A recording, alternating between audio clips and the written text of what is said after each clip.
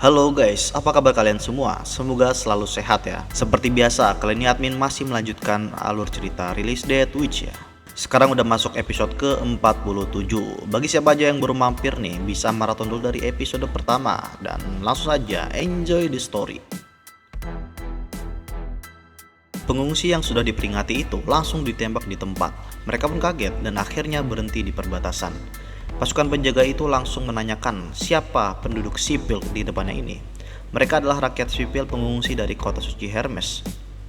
Mereka yang awalnya pengikut gereja sekarang sudah tidak percaya gereja lagi. Mereka sudah dikhianati kepercayaannya oleh para dewa mereka. Dibuktikan dengan kekalahannya dari perang melawan Roland di episode-episode sebelumnya. Mereka ini tidak membawa apa-apa karena habis dikejar oleh pasukan kota Hermes dan terpaksa meninggalkan bawaannya. Setelah dikejar selama 3 hari, belum makan apa-apa, ada seorang penjaga yang kasihan dan mau memberinya makan yang dia punya. Sempat dihentikan oleh rekannya karena mereka adalah pengikut gereja yang sudah menindas penduduk border town pada sebelumnya ya. Jadi orang-orang ini dianggap sebagai musuh. Namun penjaga itu tidak peduli dengan masa lalu, mengingat Roland yang sudah membuatkan undang-undang yang mesti ditaati oleh semua pihak, maka orang-orang pengungsi ini tidak akan dipandang masa lalunya. Selama dia ingin bertobat, maka akan dimaafkan. Selesai makan, mereka diinterogasi. Mereka pengungsi ke Grey Castle disebabkan karena adanya bencana lensing. Bangunan besar tiba-tiba lenyap tenggelam ke tanah, meninggalkan lubang yang besar. Karena kejadian ini, para pengikut sudah mulai tidak percaya dengan adanya dewa. Maka mereka memulai pelariannya. Takut kehilangan pengikut, para pasukan mengejar mereka. Situasi di kota suci Hermes sudah kacau. Sementara itu di kota suci Hermes, Tucker Thor, pendeta KW suruhan, dia memantau situasi. Dia menduga bencana ini diakibatkan oleh monster cacing penelan yang beraktivitas di bawah tanah. Tapi menurut penduduk itu karena para dewa sudah tidak lagi melindunginya. Komandan pasukan Hermes yang atau disebut Judgment Army yang bernama Farina diperintahkan untuk mempersiapkan pindahan besar-besaran dari kota suci Hermes ke arah utara, dekat kerajaan Everwinter atau Wolfheart, dan bangun kota suci baru di sana. Meninggalkan kota Hermes berarti sudah tidak ada lagi garda terdepan untuk melawan invasi iblis. Garda terdepan ini akan diserahkan kepada kerajaan Grey Castle, dan tak lama muncul cahaya matahari, pertanda musim salju berakhir dan bulan iblis berakhir juga.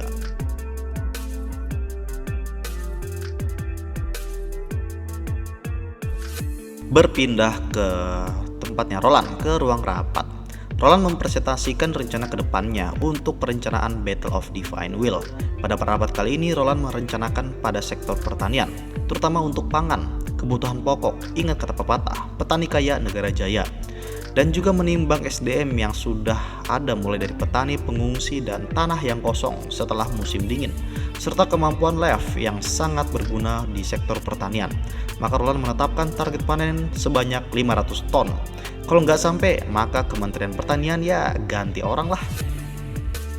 Selain itu, Lev sudah mengembangkan varietas gandum baru, yaitu Golden 2. Salah satu varietas gandum yang dikembangkan menggunakan manipulasi sihir, akan tumbuh 2 kali lebih banyak dari varietas sebelumnya.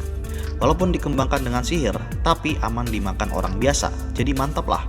Karena jumlahnya akan jadi 2 kali lipat, maka akan banyak kelebihan hasil panennya. Tapi memang ini untuk persiapkan Battle of Divine Will, bukan untuk dimakan langsung. Rapat pun selesai. Di pelabuhan, para penjelajah pegunungan sudah pulang dengan selamat, tidak ada yang tertinggal. Nightingale bingung mengenai para penyihir kuno yang bisa masuk ke Dreamworld-nya Roland. Penyihir dari Witch Federation dulu, mereka sudah tidak punya tubuh asli. Jadi mereka ini menumpang di tubuh God Punishment Army sebagai wadahnya. Mereka bisa memutuskan kendalinya dari tubuh mereka. Dan ajaibnya, jiwa mereka bisa masuk ke dalam Dreamworld Roland jika mereka memutus kendalinya di dalam cahaya yang Roland hasilkan saat tidur.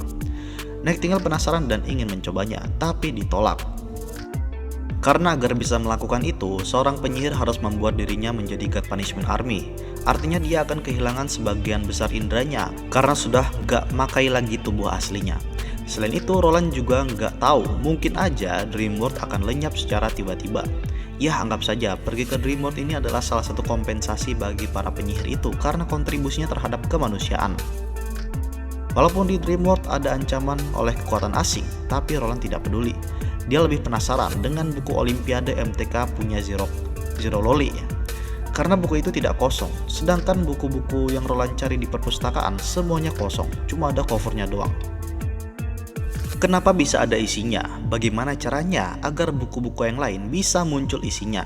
Lalu apakah ada hubungan antara kekuatan yang Roland dapatkan di Dreamworld, pembantaian Fallen Evil, dan Force of Nature? Masih banyak hal yang ambigu di dalam Dreamworld. Tak lama Agatha datang dan mengajak Roland untuk memeriksa temuan hasil eksplorasi sebelumnya. Salah satu hasil temuannya adalah hewan aneh yang Roland mau kembang biakan. Walaupun serangga itu makhluk dari peradaban asing, sebenarnya nggak berbahaya. Dia cuma punya insting untuk makan dan bereproduksi. Lalu mereka melihat tempat ternaknya. Ada banyak jamur di situ. Jamur itu fungsinya sebagai makanan bagi para serangga ternak. Menurut Roland, serangga ini punya peran besar dalam perkembangan Neverwinter ke depannya. Sebenarnya apa manfaat serangga-serangga ini? Cerot, salah satu sampel diambil. Setelah di black, keluar cairan putih. Sepertinya itu adalah darahnya. Lalu Agatha mengambil bola hijau di dalamnya, menghancurkannya, dan dicampurkan ke dalam cairan putih itu. Selanjutnya campuran itu didinginkan secara perlahan dan tak lama, cairan itu berubah menjadi elastis. Pada akhirnya karet didapatkan. Karet ini ya pahamlah buat apa aja. Roland mengira dia akan bisa dapat pohon karet atau sejenisnya, tapi sampai sekarang belum ketemu dan akhirnya dapat dari serangga.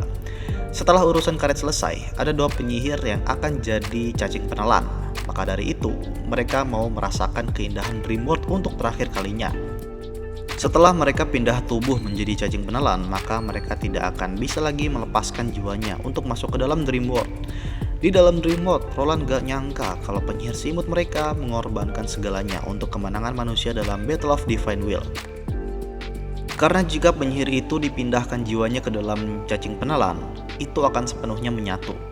Berbeda dengan hanya memindahkan jiwanya ke dalam God Punishment Army. Itu seperti hanya menggunakan remote control yang bisa dimatikan kapan saja.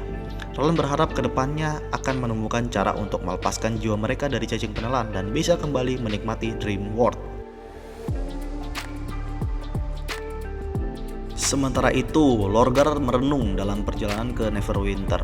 Dia takjub dengan teknologi kapal uap yang membawanya. Bahkan Andrea pun tidak dapat menjelaskan mekanisme kapal uap ini. Hanya Roland dan Anna yang mengerti. Mendengar kata Anna yang pernah disebutkan sebagai penyihir terkuat oleh Ash, si Lorgar ini penasaran bagaimana kekuatannya.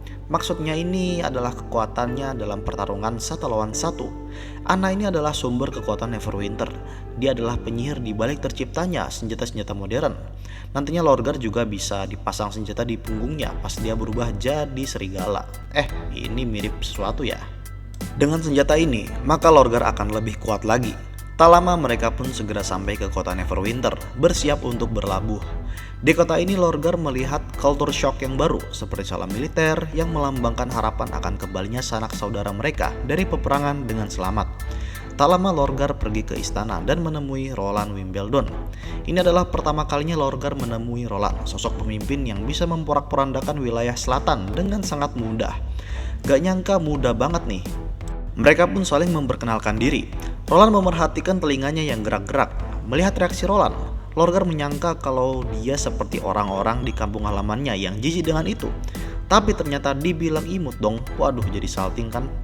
Karena keunikannya ini, Roland menawarkannya untuk jadi idol supaya orang-orang tahu sosok Lorgar ini. Jadinya udah gak asing deh ke depannya. Tapi Lorgar menolaknya. Dia berniat untuk melawan iblis. Walaupun gitu, ditawarin untuk gabung Witch Union, tapi gak mau. Dia mau bergerak sendiri biar bisa fokus bertarung tanpa perintah dari atasan menurutnya. Jadinya ya kayak tentara bayaran gitulah. Mendengar ini Roland menolaknya.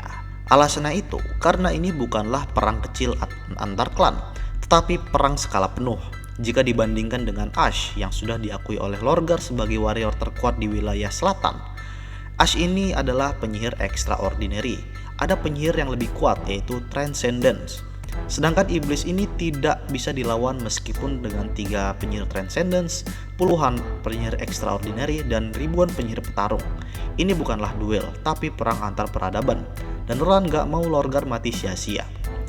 Setelah pertemuan dengan Roland, Lorgar agak kecewa, tidak berjalan sesuai perkiraannya. Awalnya dia mengira seperti ini, Roland itu rasis, terus Lorgar jadi tentara bayaran, ditempatkan di perbatasan, dan ribut sama iblis tiap hari. Ternyata beda, dia juga masih salting pas kupingnya dibilang imut. Untuk sekarang, Lorgar mau investigasi kota ini dulu. Dia juga masih punya 100 gold royal, jadi cukuplah untuk operasional beberapa tahun. Dan gak lama dia nemuin barnya Evelyn, tulisannya gede, Chaos Drink, diskon 50% untuk pembelian pertama. Chaos Drink, nama yang aneh, iklannya gede, patut dicoba. Sementara itu kembali ke Roland. Percakapan dengan Lorgar sebelumnya, dia nggak jujur terutama di bagian alasan nggak join dengan Witch Union. Tapi ya selama dia belum join, nggak perlu terlalu kepo dengan alasannya. Selama dia nggak merugikan, maka nggak masalah. Selain itu, nggak ada paksaan untuk join Witch Union. Untuk Lorgar yang baru datang jauh-jauh dari kampung halamannya, ya wajar aja. Ya walaupun agak kecewa sih, itu kuping sama ekor kelihatannya lembut ya, hehehe. Tiba-tiba Barov datang, mengabarkan kalau asosiasi pedagang sudah sampai dan ingin segera bertemu dengan Roland. Mereka membicarakan tentang perkembangan organisasi, terutama hasil penjualan Chaos Drink. Sesuai prediksi, laku keras. Selain Chaos Drink, ada bumbu masak yang dijual juga pasti populer. Chaos Drink sangat disukai berbagai kalangan karena dia nggak menimbulkan mabuk, cocok untuk segala umur. Pokoknya pasti akan lebih populer ke depannya. Kemudian mereka melanjutkan kegiatan bisnisnya. Pergi ke basement untuk melihat persediaan Chaos Drink yang akan mereka pasarkan ke depannya. Karena di dalam tong kayu, mereka heran nggak bisa nyobain sebelum serah terima. Chaos Drink ini versi lebih mantap, disterilisasi dan difermentasi, jadi lebih lama, lebih mantap. Karena rasa dari Chaos Drink ini ya bener-bener random, jadi ada kalanya berbeda selera di tiap daerah. Tapi itu bukanlah menjadi masalah, karena ini hanya perlu strategi pemasaran dan pemilihan niche yang tepat. Saat mereka memilih Chaos Drink, Margaret dikasih bocoran Chaos Drink yang enak. Karena bocoran itu, Margaret juga ngasih informasi berguna. Kedepannya ada sekelompok pedagang lagi yang ingin mengunjungi Neverwinter, karena mereka sudah mendengar tentang mesin yang Roland jual sebelumnya.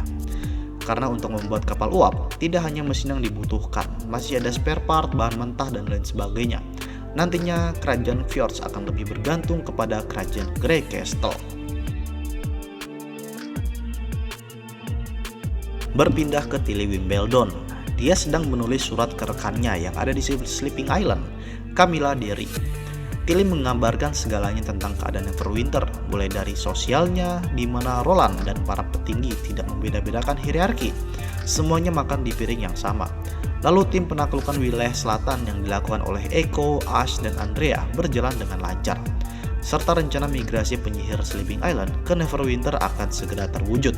Migrasi ke Neverwinter bukan berarti akan kehilangan segalanya di Sleeping Island, melainkan adalah langkah baru. Karena jika Neverwinter ini kalah dari Ipis, maka ujung-ujungnya bakal pindah ke Sleeping Island sebagai pertahanan terakhir.